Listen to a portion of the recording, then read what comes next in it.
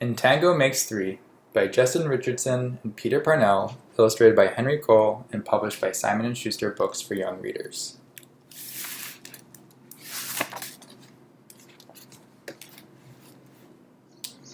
In the middle of New York City, there's a great big park called Central Park. Children love to play there.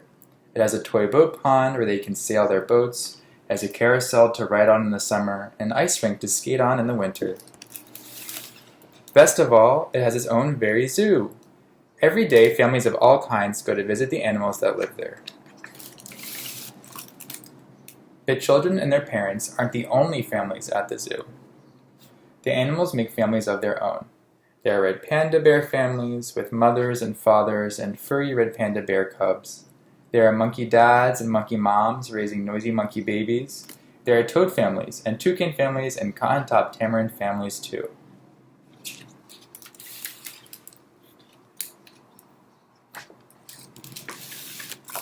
And in the penguin house, there are penguin families. Every year, at the same time, the girl penguins start noticing the boy penguins, and the boy penguins start noticing the girls.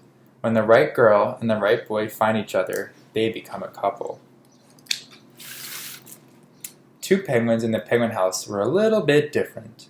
One was named Roy, and the other was named Silo. Roy and Silo were both boys, but they did everything together. They bowed to each other, and walked together. They sang to each other, and swam together.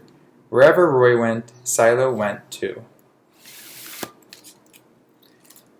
They didn't spend much time with the girl penguins, and the girl penguins didn't spend much time with them. Instead, Roy and Silo wound their necks around each other. Their keeper, Mr. Gramsci, noticed the two penguins and thought to himself, "They must be in love." Roy and Silo watched how the other penguins made a home, so they built a nest of stones for themselves. Every night, Roy and Silo slept there together, just like the other penguin couples. And every morning, Roy and Silo woke up together. But one day, Roy and Silo saw that the other couples could do something they could not. The mama penguin would lay an egg. She and the papa penguin would take turns keeping the egg warm until finally it would hatch. And then there would be a baby penguin.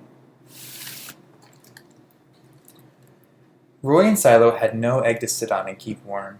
They had no baby chick to feed and cuddle and love. Their nest was nice, but it was a little empty. One day, Roy found something that looked like what the other penguins were hatching, and he brought it to their nest. It was only a rock, but Silo carefully sat on it, and sat, and sat.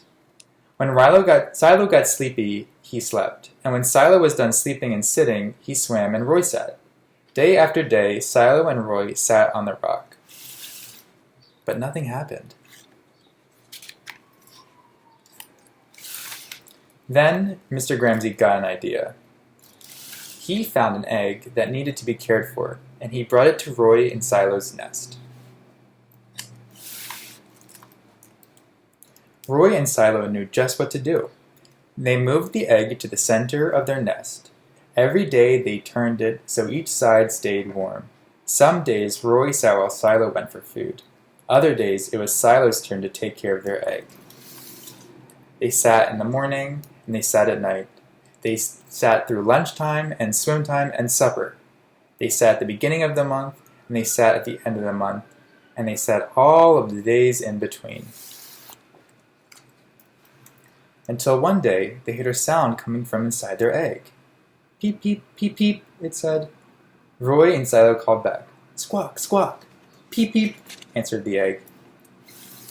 Suddenly, a tiny hole appeared in the egg shell. And then, crack! Out came their very own baby. She had fuzzy white feathers and a funny black beak. Now Roy and Silo were fathers. "We'll call her Tango," Mr. Gramsci decided. "because it takes two to make a tango." Roy and Silo taught Tango how to sit for them when she was hungry.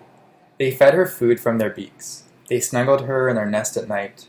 Tango was the very first penguin in the zoo to have two daddies.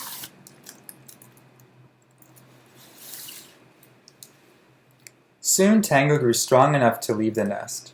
Roy and Silo took her for a swim, just like all the other penguin families.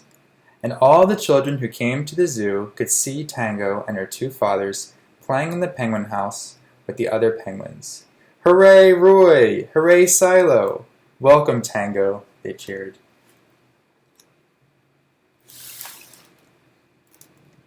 At night, the three penguins returned to their nest.